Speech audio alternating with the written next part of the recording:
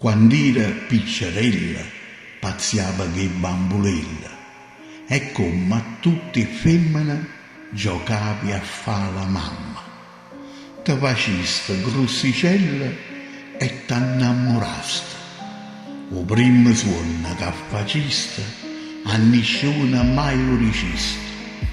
Era che la voglia e aveva un bello figlio. Lo pochi tempo roppa a diventare mamma, era più felice delle femmine del mondo. I figli piccerilli sono una cosa troppo bella, perché sono tutti tuoi e ti porta dove vai. Ma appena si fanno grossi, per una mamma non è lo stesso.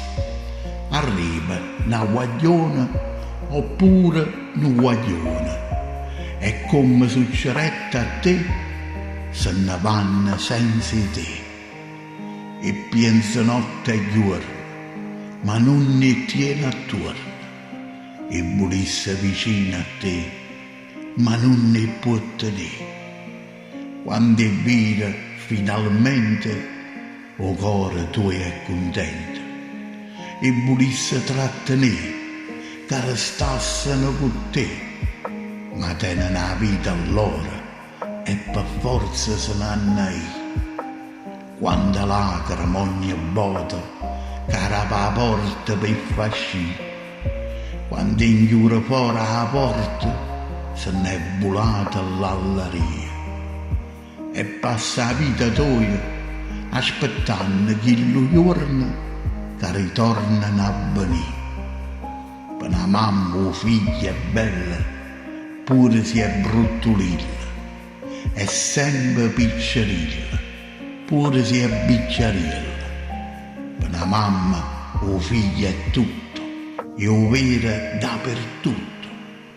A sera rindolietta, goppi fotografie, su vaso tutta la notte e su stregni ambiente.